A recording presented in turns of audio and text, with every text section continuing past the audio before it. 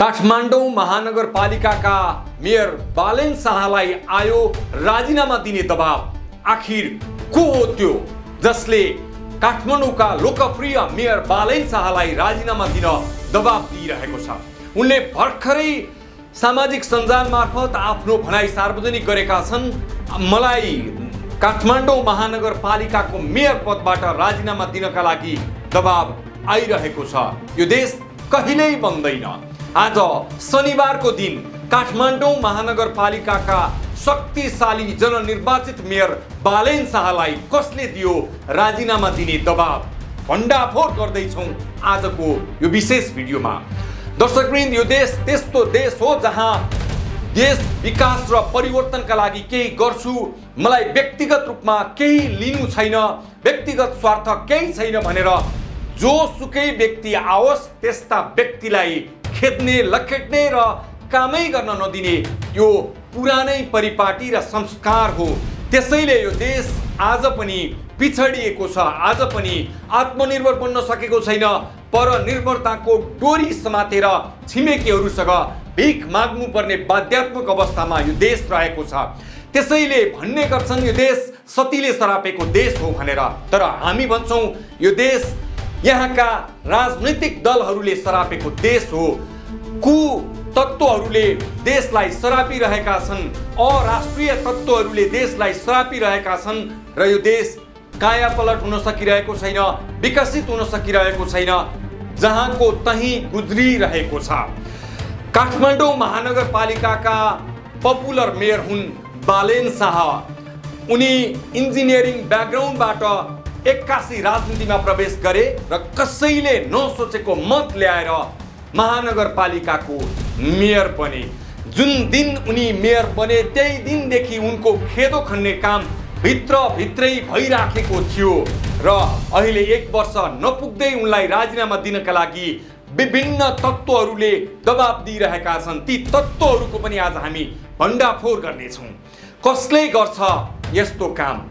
राजनैतिक दलभित्रका त्यस्ता संयन्त्रहरू छन् जसले काम गर्ने व्यक्तिको हात खुट्टा बाँध्ने र विभिन्न किसिमका षड्यन्त्रका ताना बाना बुनेर ती सक्षम व्यक्तिलाई अवरोध सृजना गर्ने काम गर्दछन्। विगतमा पनि त्यस्ता थुप्रै उदाहरणहरू छन्।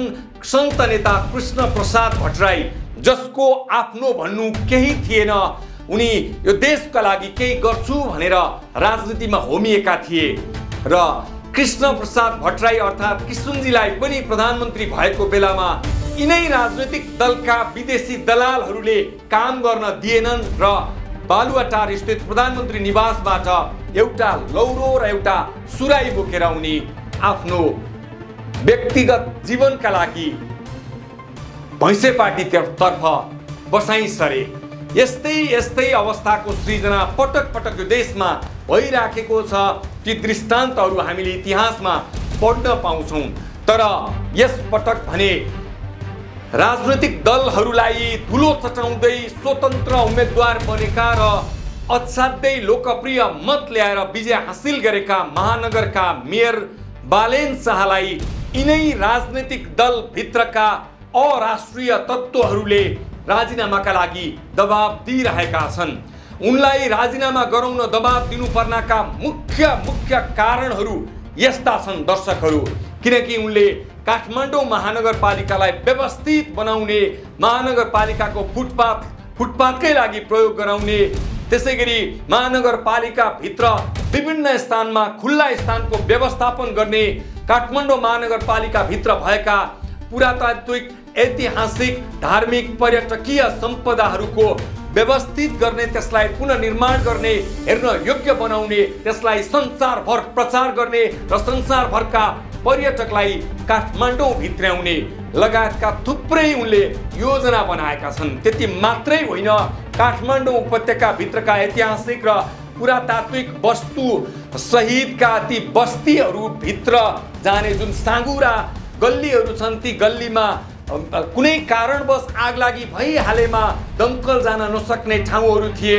आजसम्म ती गल्लीमा कुनै राजनीतिक नेतृत्वले विशेष ढङ्गबाट पाइप बिछ्याएर पानी सहित आगलागी नियन्त्रण गर्ने त्यो एउटा यन्त्र स्थापना गरेनन्। बालेनले असन इन्द्रचोक भोटाइटी लगायतका भित्री गल्लीहरूमा त्यो व्यवस्थापन गरिसकेका थिए।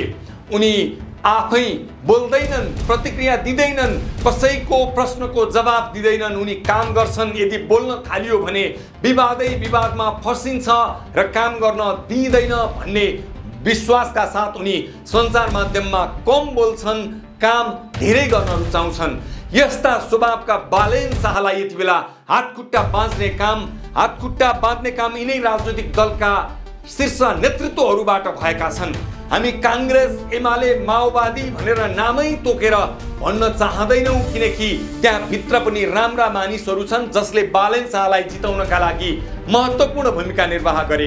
तर यो ठोकुवाका साथ भन्छौँ कि बालेनलाई राजीनामा गर्नको लागि दबाब दिने अरू कोही होइनन्, यिनै शीर्ष राजनैतिक दल भित्रका गलत अभिष्ट बोकेका मानिसहरू जो बालेन शाहले ठाउँ खाली गरिदिए फेरि आफूले मेयर पद हत्याउन पाउने र काठमाडौँ उपत्यका भित्रका विभिन्न स्थानमा हुने आर्थिक गतिविधिमा संलग्न हुँदै करोडौं झन पार्न पाउने, आफ्ना नाता गोता इष्टमित्र सबैलाई भागभण्डा गराएर सेटल गर्न पाउने त्यो अभिष्टका साथ बालेन शाहलाई मेयर पदबाट राजीनामा दिन उनीहरूले दबाब दिइरहेका छन्। हामीले यो नसोचौं कि बालेन शाह स्वतन्त्र भएकै कारणले, उनी काम गर्न खोजेकै कारणले, कुनै विदेशी दात्री निकायले उनलाई भनेअनुसार प्रयोग गर्न नपाएको कारणले विदेशीको दबाबमा उनी राजीनामा गर्न खोज्दैछन् अथवा राजीनामा गर्न बाध्य बनाइदैछ। यो नबुझौं। उनलाई विदेशीले होइन, यही देशभित्रका अराष्ट्रिय तत्त्वहरूले नै राजीनामा गर्नका लागि दबाब दिइरहेका छन्। तर हामी यहीबाट भन्छौँ, जस्तो सुकै दबाब आए पनि, जस्तो सुकै चुनौती आए पनि मेयर बालेन शाहले राजीनामा गर्नु हुँदै हुन्न। उनले राजीनामा गर्नु भनेको एउटा प्रजातान्त्रिक संस्कार, प्रजातान्त्रिक प्रणाली र व्यवस्थाले दिएको जुन उपलब्धि छ त्यसको दुरुपयोग हुनु मात्रै हो। तसर्थ जनताले हालेको मतले उनले 5 वर्ष ढुक्क भएर काम गर्न पाउनुपर्छ, काम गर्नुपर्छ। जस्ता सुकै दबाब आए पनि बालेनले झुकेर कसैका सामु घुँडा टेक्नुहुन्न, राजीनामा दिनुहुन्न। देश बनाउने मात्रै होइन, उनले सिङ्गो 77 जिल्लाका नागरिकहरू बस्ने यो 78औं जिल्ला हो काठमाडौँ महानगरपालिका। यसको मुहार फेर्नुपर्छ, यसतर्फ बालेन शाह लाग्नुपर्छ। दर्शकवृन्द, योभन्दा अगाडिको अर्को दृष्टान्त हामी यहाँलाई स्मरण गराउन चाहन्छौँ। आम नागरिकले रुचाएका, जनताका दुःख सुखमा घुलमिल भएका रवि लामिछाने, जसले देश निर्माणको लागि अब हामी जस्ता युवा आउनुपर्छ, हामी बनाउँछौँ देश, हामी कस्छौँ भ्रष्टाचारीको पाता भनेर गृह मन्त्रालयको नेतृत्व गर्दा रवि लामिछानेलाई जसरी फसाइयो, जसरी निकालियो, त्यसै गरी रवि पछिको अर्को निशानामा बालेन शाहलाई बनाउन खोजिएको आम नागरिकले चर्चा गरिरहेका छन्, विश्लेषण गरिरहेका छन्। यही बीचमा उनले सोशल मिडिया मार्फत दिएको यो अभिव्यक्ति, उनको यो भनाई यदि सत्य हो भने आम नागरिक बालेन शाहको पक्षमा खम्बा बनेर उभिनेछन्। बालेनलाई 24 घण्टा नागरिकले सुरक्षा दिनेछन्। तसर्थ जनताको यति धेरै माया पाएका, विश्वास पाएका मेयर बालेन शाह डराउने होइन, खुट्टा कमाउने होइन। जुन शक्तिले उनलाई राजीनामाका लागि दबाब दिएको छ त्यो शक्तिको भण्डाफोर गर्ने क्षमता, हिम्मत उनले राख्नुपर्छ, बलियो छाती बनाउनुपर्छ र जनतालाई भन्नुपर्छ, जनताका माझमा आउनुपर्छ, नडराउ बालेन, जस्ता सुकै अपराधीले दबाब दिए पनि मेयरबाट राजीनामा दिने कुरा सोच्न पनि सकिन्न। तर यो देशमा काम गर्ने मानिसहरूलाई काम गर्न दिँदैन भन्ने कुराको ज्वलन्त उदाहरण, ज्वलन्त प्रमाण यो देशमा छ र पस्टै छन्। तसर्थ आम नागरिकहरूलाई हामी यही आग्रह गर्छौँ, तपाईँ हरेक सचेत नागरिक जो जहाँ हुनुहुन्छ, संसारका जुनसुकै कुनामा हुनुहुन्छ, बालेन शाहका लागि तपाईँले योगदान दिनुपर्ने समय आउन सक्छ। सबैजना सचेत रहनु होला, सबैजनाले बालेन शाहलाई सहयोग गर्नुहोला र उनलाई काम गर्ने वातावरण स्थापित गर्नका लागि तपाईँ हामी सबैले सहयोग गर्न जरुरी छ। अर्को कुरा, उनले जुन खाली ठाउँलाई व्यवस्थित गर्ने भन्दै विभिन्न स्थानका सुकुम्बासी बस्तीहरू स्थानान्तरण गर्ने, हटाउने र त्यो ठाउँलाई ग्रिनरी बनाउने, वृक्षारोपण गर्ने, त्यहाँ आफ्नै ढङ्गबाट व्यवस्थित पार्क बनाउने उनको योजना थियो। त्यहाँबाट सुरुवात भएको थियो बालेन शाहमाथिको आक्रमण। सोही घटना लम्बिँदै जाँदा यति बेला बालेन शाहलाई महानगरपालिकाको मेयरबाट राजीनामा गराउने सम्मको हरकत, घिनलाग्दो हरकत गर्दैछन् यिनै दलभित्रका अराष्ट्रिय तत्त्वहरू। खबरदार, होशियार भन्न चाहन्छौँ हामी, जसले बालेन शाहलाई यो महानगरपालिकाबाट निकाल्न खोज्दैछ, राजीनामा दिन दबाब दिँदैछ, ती शक्तिहरू आजैदेखि घुँडा टेक्न बाध्य बनाउनुपर्छ। आम नागरिक जनताको बल र आम नागरिक जनताको आवाजबाट तपाईले बालेन शाहलाई जहाँ सुकैबाट पनि आफ्नो समर्थन व्यक्त गर्न सक्नुहुनेछ।